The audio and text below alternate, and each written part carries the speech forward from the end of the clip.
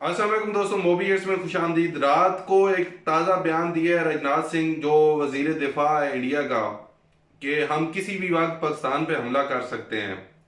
अच्छा, इस बयान के पीछे ना बहुत सी वजूहात हैं। खैर, पाकिस्तान पे हमला वो कर भी सकते हैं, मामूली हमला जैसे पहले वो स्ट्राइकिंग करते हैं, ऐसा कोई मामूली हमला वो कर भी सकते हैं क्योंकि पंजाब के इलेक्शन नज़दीक हैं।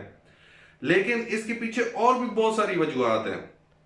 अब वजीर दिफा का ये जो बयान है ना, इसको मतलब ऐसे नहीं हम रद्द कर सकते जैसे हमारा वजीर दिफा है, ऐसे इंडिया का वजीर दिफा नहीं है। वजीर दिफा के नीचे पूरी इंडिया की आर्मी उसके अंडर होती है। वो किसी वक्त कहीं भी आर्मी को ऑर्डर दे सकता है कि वहां हमला कर दो, और आर्मी पाबंद होती है कि वो वहां हमला करेगी। अच्छा, इंडिया को अब प्रॉब्लम क्या आ रही है? इंडिया को प्रॉब्लम ये आ रही है कि चीन ने अपने मतलब जहाज भी, टैंक भी, और भी जितना छोटे मोटे बम वगैरह सारे वो लद्दाख के बॉर्डर पे बिल्कुल ले आए हैं। अच्छा, अब लद्दाख के बॉर्डर पे ले आए हैं। अब इस जो वजीर दिफा है, इसने दो बयान दिए हैं ना। उसने वाज़ेह बयान पाकिस्तान का नाम लेके दिया है। दूसरा जो बयान उसने दिया है ना चीन के बारे, उसमें क्या कहा है चीन के बारे? क्या हमारा एक और हमसाया है, उसको भी हम जवाब देने के लिए तैयार हैं। अगर वो हम पे चढ़ाई करता है तो हम उसको जवाब देने के लिए तैयार हैं। पाकिस्तान ने तो कोई ऐसा काम किया ही नहीं था जिसकी वजह से वो पाकिस्तान पे चढ़ाई करते। तो पाकिस्तान पे चढ़ाई करने का सिर्फ और सिर्फ एक ही मकसद है कि पंजाब में इलेक्शन हो रहे हैं, जो कि बहुत ही नजदीक हैं, करीब हैं। अब मोदी चाहता है कि मैं इन इलेक्शनों में जीत सकूं। वो अपनी जीत के लिए फिर से अपनी फौज को धकेलना चाहता है पाकिस्तान के साथ मुकाबले के लिए। खैर, वो जब भी मुकाबले के लिए आएंगे मार ही खाएंगे। वैसे तो उन्हें कोई, हमें तो कोई उससे फर्क पड़ने वाला नहीं है, लेकिन फिर भी वो अपने लोगों को, अपनी फौज को भी वो मरवाना चाहता है सिर्फ अपनी जीत के लिए।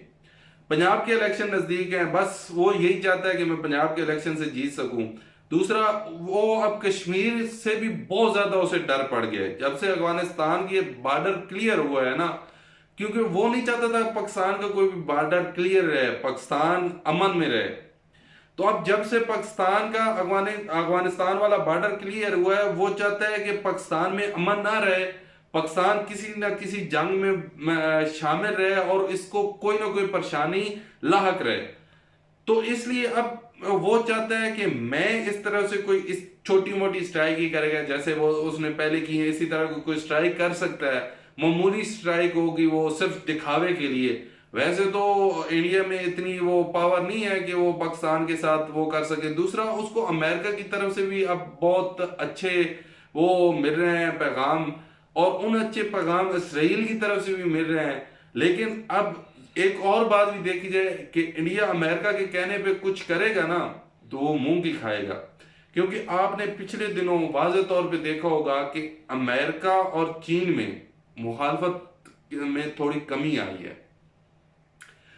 उस मुखालफत में कमी आने की वजह से इंडिया पूरा यकीन नहीं कर सकता अमेरिका पे कि अगर पाकिस्तान के साथ वो जंग छेड़े या सोचे जंग का, तो अमेरिका उसके हामी होगा और चीन का वो मुकाबला करे। क्योंकि जब भी इंडिया ने पाकिस्तान के साथ जंग शुरू करनी है, तो चीन ने अब मुदाखलत लाजमी करनी है। और जिस टाइम यहाँ जंग शुरू होनी है उसी टाइम लद्दाख फतह हो जाना है। क्योंकि चीन के लिए तो बिल्कुल मामूली बात है लद्दाख को फतह करना, उनके लिए तो कोई मसला ही नहीं है। वो तो बिल्कुल तैयार हैं कि कोई बात हो कि हम लद्दाख पे चढ़ाई करें और लद्दाख फतह करें।